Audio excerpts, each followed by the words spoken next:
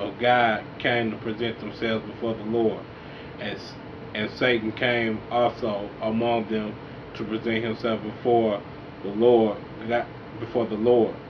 And the Lord said unto Satan, From whence comest thou? And Satan answered the Lord and said, From going to and fro in the earth, and from walking up and down in it. And the Lord said unto Satan, Hast thou considered my servant Job, that there is none like him in the earth, a perfect and an upright So we man? got the same story like we had before, but skip over to verse 6 though. Well, read verse 4. Go ahead. And Satan answered the Lord and said, Skin for skin, yea, all that a man hath will he give for his life. But put forth thy hand now and touch his bone and his flesh, and he will curse thee to thy face. And the Lord said unto Satan, Behold, he is in thy hand, but save his life. So went Satan forth from the presence of the Lord, smote Job with sore boils from the soil of his foot unto his crown. So he said, Satan went forth from the presence of the Lord, and he smote Job with sores and boils from the sole of his foot to his head. You know what I'm saying? This is what Satan did after he got permission from God, but he couldn't kill him. And you should read the story. When you read the story, you see that Satan put, Job, God allowed him, put him through a lot of drama. He had his friends come holler at him, all this, and he just humbled Job. So that's what all this ended up doing, was humbling Job. But anyway, let's go to 1 Kings chapter 22, and we're going to learn a little bit more on how Satan operates. 1 Kings chapter 22. And we saw how he do it. You know what I'm saying? But I like this story here too, though. 1 Kings chapter 22. And we're going to start this when you get it at verse 30. At verse 13, you can go ahead and read. Now the messenger that was going to call Michael spake unto him, saying, Behold, now the words of the prophet declare good unto the king with one mouth. Let thy word, I pray thee, be like thy word, be like the word of one of them, and speak that which is good. And Michael said, As the Lord liveth, or what the Lord said unto me, that will I speak. Go ahead.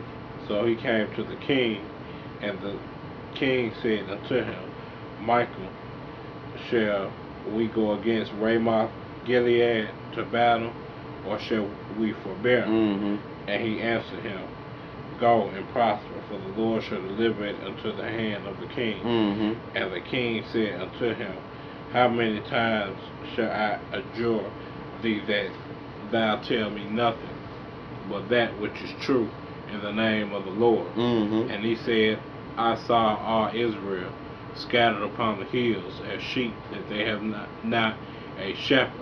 And the Lord said, These have no master. Let them return every man to his house in peace. Go ahead. And the Lord King of Israel said unto Jehoshaphat, Did I not tell thee that he would prophesy no good concerning me but evil? So anyway, what we got going on so far is the king is talking to him, and the king is asking Micaiah, he like, what's gonna happen to me? You know what I'm saying? Should I go up to Ramoth Gilead to fight? And Micaiah at first, he like, man, go, man. Go on. You know what I'm saying? And the king was like, man, look, man, don't play with me, man. Tell me the truth, man. Just tell me what's going to happen.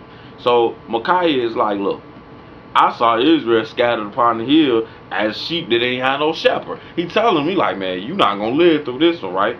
And the king Jehoshaphat is like, didn't I tell you that he was just going to prophesy? He would never prophesy good, but evil.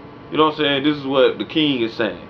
You know what I'm saying? So go ahead, read verse 19. Go ahead, 19. And he said, Hear thou therefore the word of the Lord. I saw the Lord sitting on his throne. And now see, before in the story, if you pick it up, you know what I'm saying, they had went and got a whole bunch of prophets to prophesy. You know what I'm saying? And asked was he gonna win this battle, right? And he was like, yeah, he gonna win the battle. Matter of fact, read verse 5. Read verse 5. And Jehoshaphat said unto the king of Israel, Inquire, I pray thee, at the word of the Lord today. Then the king of Israel gathered the prophets together, about 400 men, and So said to he them, done went and got 400 men, right? And we're gonna see what these four. And he like asked them what's gonna happen. This before he got Micaiah. But go ahead. 6 or go back on that. Verse 6. Still keep reading.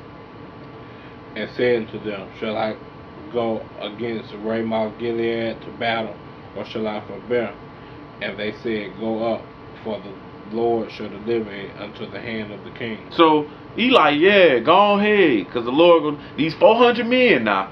You know what I'm saying? This is something we gotta pay some attention to, cause you know in the Bible it say, you know, enter ye into the straight gate, for wide is the way and broad is the way that leads to destruction, and many be that go in thereat. You know what I'm saying? So, you know, this king done went and got 400 men. He's supposed to be inquiring of God. But we going to find out what spirit was really upon these people, right?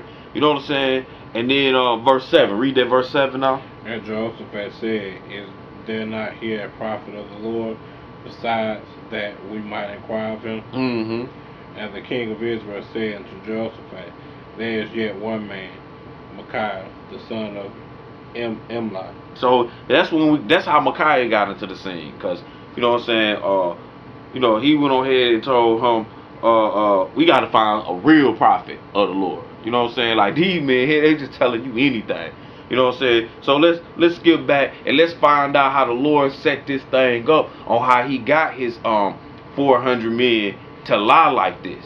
So go back to verse what were we, 19? Mm-hmm. Go ahead, verse 19. And he said, Hear thou therefore the word of the Lord. I saw the Lord sitting on his throne, and all the host of heaven standing by him on his right hand and on his left. So this Micaiah, and he talking to the king of Israel and Jehoshaphat, and he telling him what he saw.